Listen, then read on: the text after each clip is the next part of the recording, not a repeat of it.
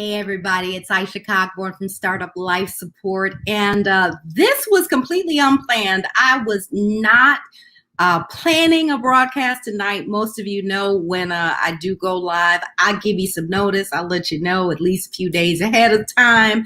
But you know what? Tonight, something was just on my mind that I wanted to talk about. So I wanted to just jump on here, and I'm trying to be a little more spontaneous because I tell you, I have a bad habit of making everything bigger than it has to be, more complicated than it has to be. And so, you know what, today I just said, I'm going live right now. So here I am. And tonight I really want to talk to our entrepreneurs, whether that's folks that have been in business for a minute, but especially those of you who are just starting out or who may have a dream, an idea that you haven't acted on. So we're going to talk a little bit about that tonight. And specifically, I want to ask you the question and address this question about your family supporting your business. But let's just take a minute right now and just see. I see we've got some folks that are here that are watching with us. So if you're watching, just go ahead and drop a little comment. Let us know you're here. Let us know where you're tuning in from so we can show you some love. I have to tell you, I'm sitting over here icing my knee because I am a member of Team Too Much. I had not been in the gym weight training since COVID started. So had not weight trained since March. And so I just started again on, what was it, Sunday maybe? And then I decided I want to weight train Sunday and Monday and Tuesday and Wednesday. And I jacked my knee up. And now we're over here hurting. Hey, Pam, I see you over there. How you doing? Hey, Carolyn. Both of you all checking in from Phoenix. Joy is in the house. Oh my goodness, Joy.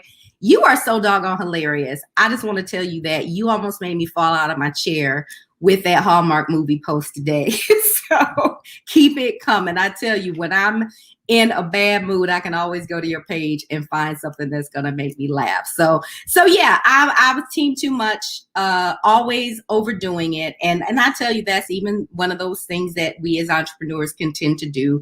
We take on too much, try to do too much too soon, and it ends up hurting us in some way. So yeah, that knee is just reminding me of that. So that's what's going on today.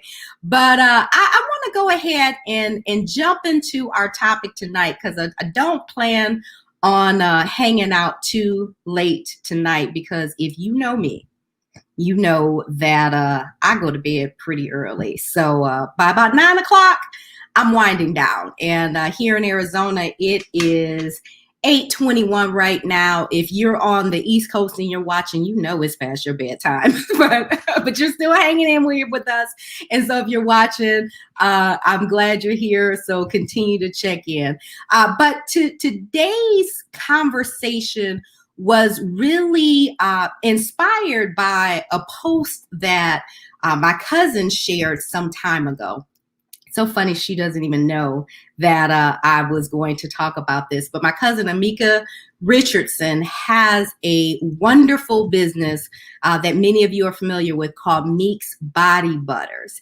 And maybe a month or so ago, she posted, and as entrepreneurs, we have those days when we're frustrated. Some days things are going well, we're on top of the world, we're selling, things are clicking. And then other days we're frustrated.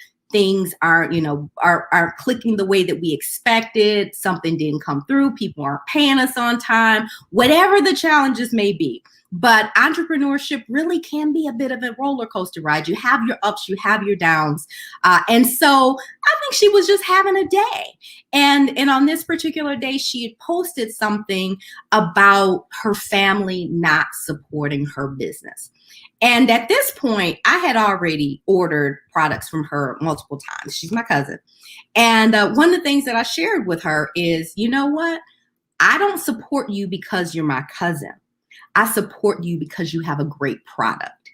And so keep focusing on that.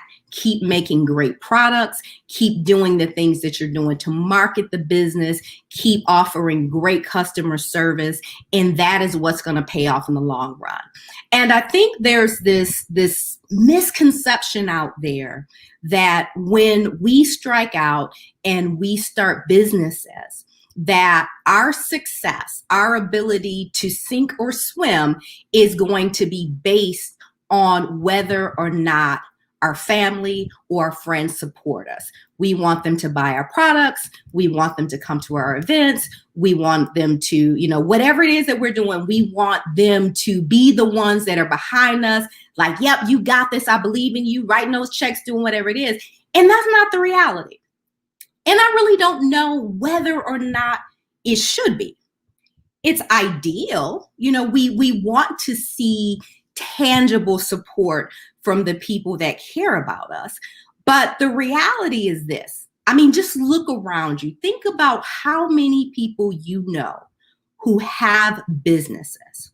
Now, if you know people who have businesses and they have products or services that you are already actively purchasing or interested in, and perhaps you can shift that business away from Walmart or, some big box store, or just, some provider that you're not invested in. And if they can shift that business towards you, great. But there are some cases where our family and our friends just are not our target audience.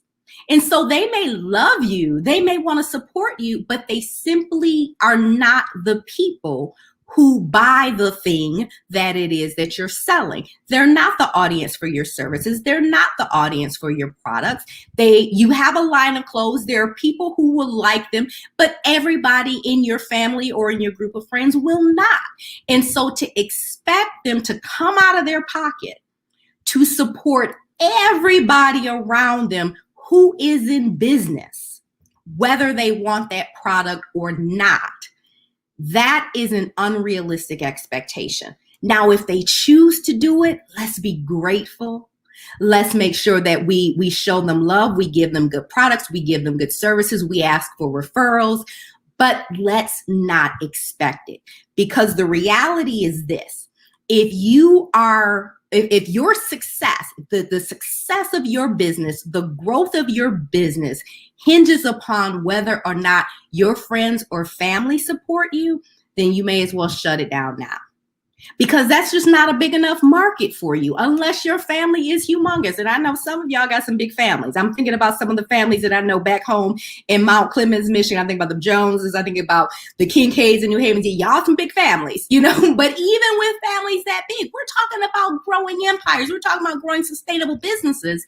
And your family and friends aren't enough. So what we need to do instead is to really understand who is the target market for our services. And that comes back to being able to answer one question. It's a simple question. It's not an easy question, but it's a simple question. You need to be able to answer the question, what problem do I solve? What problem do I solve? And so when you get to the root of the problem, and when you understand what are the challenges that people who have this problem are facing, and how can I demonstrate to them that I am the solution that they need, that is your job. It is not your family's job. It is not your friend's job. That is your job. And if you're not good at that, get with somebody that can help you think through that and work through that. That's one of the things that I do with my clients.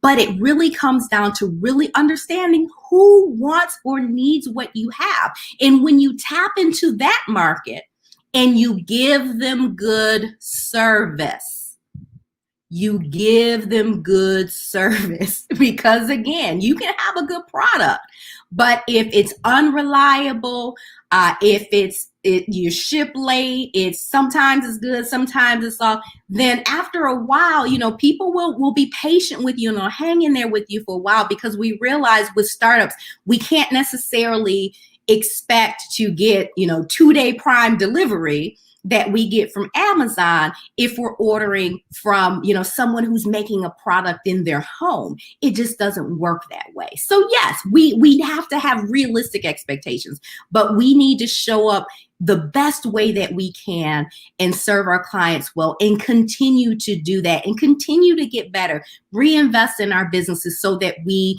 can continue to improve our products and our services, and listen to what folks are telling you. If they're telling you, hey, we don't like this, we want that, even though you may be in love with that product, you may be in love with that thing, you think this is the way it has to be. If everybody's telling you they want something different, listen. Unless you are just convinced that there is a different market that wants that thing that you have just the way you want it. But, we don't always understand the needs of our audience from their perspective. We often understand it from our perspective as us being the ones that want to give them the thing that we want to give them. So let's step back and think about it from their perspective. So I just want to leave you with that. And then I'm going to, I have a product reveal for you, but just, take those things away really quick. Focus in on understanding what is the problem you solve. Who are the people that need what you have? Understand what are the ways, that problem is manifesting for them. And how can you demonstrate to them that your solution is the one that they need? And here's the thing too. You're not going to be the right solution for everybody. And so when you realize that's the case, don't be upset about it. It's okay. Because there's a market out there for everybody. There's a Walmart market, there's a Neiman Marcus market, there's a Target market, and all of those businesses are doing just fine because they know who their audience is, and Walmart is not going after Neiman Marcus's shoppers. And for the most part, Target and Walmart shoppers don't even overlap a whole lot. You might go get your groceries from Walmart, but you're trying to get out of there as quick as you can. But you'll go to Target and you stay there for 3 hours and you go in there for one thing, and 3 hours later and $300 later. Yeah, you know how it goes. Y'all shop at Target. That's why I have to stay out of there. So understand who your people are, and don't just chase after people because you think those are the people who have the money. No, figure out the people who have the problem. And then you figure out how you can convince to them that what you're offering is valuable enough for the price that you are commanding for that product or service. So with that, I told you a little bit about Meek's Body Butter. So I just got a new package today from Meek's Body Butters. And I absolutely love her products. And again, I told her, look, I don't support you because you're my cousin. I support you because you got a good product. And, I live here in Arizona. And so it's dry. It's very, very dry. The air is dry, the water is hard, and so you will be walking around here looking like a little lizard if you don't have a good skincare regimen. And so I love her body butters, and so everything is wrapped up all nice and beautiful here. So let me cut up the packaging. She's got it nice and secure and bubble wrapped up. So she's got a number of different fragrances for her body butters. My favorites are lavender and vanilla, and they're all natural. So let me read you the products. My light's kind of bright here. You can't see the label that well. Let me try to bring it in there for you. Angle it down. There you go. Now you can see it. So that's the label there. Meek's Natural Butters. And I tell you, as soon as I cut open the plastic, I could just smell those natural fragrances. So here is what is in this body butter. Shea butter, cocoa butter, coconut oil, tea tree oil, and lavender oil. That's all. That is all. There are no artificial ingredients, no chemicals. My son has eczema, so since he's been born, I've always used natural products, fragrance-free products, in terms of our detergents and dryer sheets and things like that. So I love an all-natural product. And I love it because it's not greasy. It will thoroughly moisturize you. It makes your skin feel luxurious, but not greasy. You don't have to worry about, you put your clothes on and then you've got your clothes sticking to you because you're all greasy. So I love, love, love those products. Now, it's a whipped butter. But I live in Arizona and it's 182 degrees out here this time of year. So when I get my butters, I have to stick them in the fridge for a little while, and then that gets it back up to the right consistency. I'm looking forward to cooler temps and I don't have to do that. If you live elsewhere in the country, when I was in Michigan and I had some products shipped there, it was nice and fluffy and beautiful. So if you live in a desert like me and it's 182 degrees and you get your butter and it's liquefied, it's okay. All you gotta do is stick it in the fridge. It'll get back where you need it. And it is wonderful. And this is the first time I ordered her hair oil. And this is an example of what I was talking about in terms of listening to your market. So she had people in her market that were saying, hey, I've been using the body butter on my hair because, of course, I told you the ingredients, they're all natural. Those are all things that are going to do well, particularly with really dry hair. And so after she kept hearing people say that, then she decided, okay, I'm going to formulate a hair oil. So in this hair oil, Meek's hair oil, you've got castor oil, olive oil, sweet almond oil, coconut oil, grapeseed oil, and tea tree oil. Oh, that smells so good. Oh my goodness. I can't wait to put that on my hair just so I can smell it all day. It smells absolutely divine. So I'm going to be trying this for the first time. I'll let you know how I like it. I'm not a product review person. That is not my thing. But the conversation that we were talking about today, the fact that I knew my product was coming in today, it reminded me of that post. And so I was like, you know what, this is a great time to tell you about the products. Because again, I tell you, I don't shout out folks unless I believe in what they're doing. And this is a great product. This is probably my 5th or 6th order. And these are 8-ounce containers. I buy them 2 at a time. So that lasts me a while. And that's how many repeat orders that I've made already. And I finish them because I'm one of those people that I typically will use products and then I'll get like 3/4 of the way done and then I'm bored with it. I go buy something else. No, I empty these jars out. So it's good stuff. I love, love, love using these products. So you want to check it out? I encourage you to visit meeksnaturalbutters.com, meeksnaturalbutters.com. And she has a Facebook group. So you can check out our Facebook group. One of the benefits of joining the Facebook group is she's always doing sales and contests. And so like she'll have some really, really good deals that she'll just pop up. Hey, I think I'm going to do a sale today for 3 days. And so if you're part of the Facebook group, then you'll know that. If you're not, you won't. So go to meeksnaturalbutters.com or on Facebook, search Meek's Natural Butters and join the group. There's a page. But make sure you join the Facebook group as well, because then you'll have access to all of the specials and the contests there. And so one more thing before we go, I want to tell you about my t-shirt here. So since quarantine, like if you know me, you know I like to dress. Well, quarantine, it's been t-shirts and yoga pants.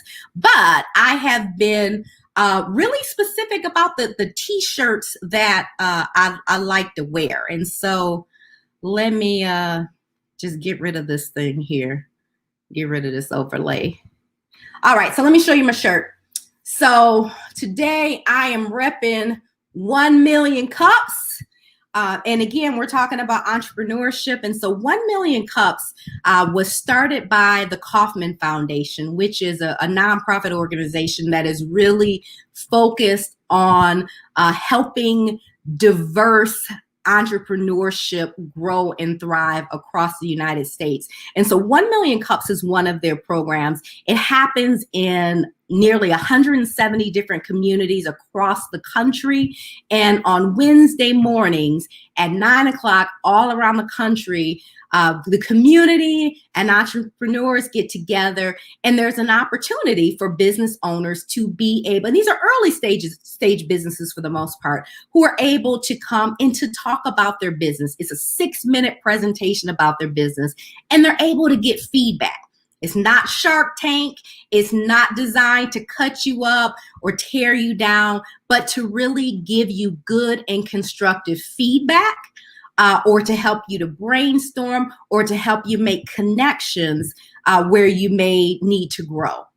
So perfect example, and I'm here in Arizona. I'm part of the planning team for the East Valley 1 Million Cups chapter. So there's an East Valley chapter, there's a West Valley chapter. And since COVID, we've actually been working together. And there's a Phoenix chapter as well. And wherever you are across the country, there may be a 1 Million Cups chapter for you too. So the way that it works, we'll have a business that'll come, they talk for 6 minutes, and for 20 minutes, we get to ask them questions, the audience, the community.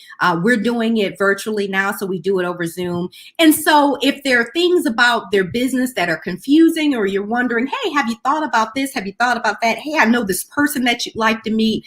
And it's very valuable for entrepreneurs because, number one, you get to talk about the business with people who may not be familiar with it. And so you may be able to be more in tune with some of the blind spots. There may be things about your business model or your marketing or something that you're doing where it's just like, hey, I never realized, that's not very clear, is it? And so getting a fresh set of eyes on what you're doing can give you some good perspective to be able to continue to grow. So it's great for entrepreneurs to be able to get that feedback, continue to meet people in the community. For those of us who want to support small businesses, it allows us to know who's doing what in the community, so we know how to support them. And that is literally the last question that we ask them. What can we as a community do to support you? And the answer typically isn't send me customers.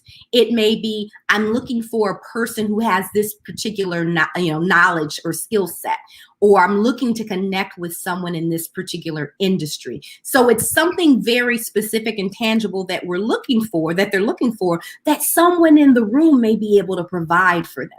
But it's simple. The concept is very simple and it's very valuable. So wherever you are, if you are an entrepreneur, I want to invite you to apply to present at 1 Million Cups. So you can do that 6-minute presentation. Somebody will give you some little light coaching to help you to prepare for it. And it's a good environment. Again, it's not like Shark Tank, so you don't have to worry about people tearing you up. It's an opportunity to get some good constructive feedback, to be able to see things perhaps the way you haven't seen them before. And if you're a member of the community, even if you're not an entrepreneur, you may be someone who just loves to support small businesses, or you've got knowledge. Maybe you came out of corporate America, or just have particular skill sets that would be useful to early stage businesses, and you want to be helpful, genuinely helpful, not take advantage of businesses, but to be genuinely helpful. So if that is you, then I invite you to come and to participate as a community member, to be able to listen to the presentations, give feedback, and to be able to know how you can support those businesses in the future. So again, that is 1 Million Cups. So it's the number 1millioncups.com. So check them out. And if you are looking for a community to really help you to launch or to grow your business, then I want to invite you to be a part of my community, and that is Startup Life Support. And I started Startup Life Support 3 years ago because I understand that launching a business and running a business is challenging. It is not as easy and as sexy as they make it look on social media. There are ups, there are downs, there are days that you will think to yourself, I am not cut out for this. What am I doing? But that's a part of the journey. And we don't want you to quit. We want you to hang in there with your dream. And maybe you have to retool it, change some things, learn some more, whatever that looks like. But don't quit. And so we want to be there to help you to grow and to work through those challenges, to hold you accountable to the things that you say you're going to do, because you're not punching the clock anymore when you're running a business. Nobody is going to make you do the things that you're supposed to do but you. But having that external accountability through a community of fellow entrepreneurs can be very, very helpful. So if you are interested in visiting Startup Life Support, it's online. And I want to invite you to come and check it out, free as my guest. And you can learn more at visit.startuplifesupport.com. And so that is all that I have for today. Again, this is Aisha Cogborn, and I love small businesses. I love seeing people who are able to make a living doing what they love. I know it's possible. I'm doing it. It has not been easy. I will not lie to you about that in the least. But when you are doing what you are called and created to do, I tell you, it's worth it. And you've got people who are here to support you. There are resources out here to help you to move forward. But you just got to do your part and get the help. Reach out. Take advantage of the resources around you. So keep going. Keep pushing. If you were on my Facebook page today, you saw we were celebrating one of my girlfriends and collaborators, Brenda Cunningham, who's celebrating her 10th anniversary with Push Career Management. So, we hear a lot of talk about, most businesses go out of business. They're not going to last, blah, blah, blah. Look, she's been in business 10 years. I've been in business 11 years. And so, yes, you can have some longevity, but it comes down to having the resilience to be able to get through the tough times and to be able to pivot and do some things differently when you need to. But you're not doomed. And so don't believe that. There are people that are hanging in here for years and building legacies, and we want you to be one of those people too. So again, join us. Visit startuplifesupport.com. Come check us out. And until next time, have a wonderful evening on purpose.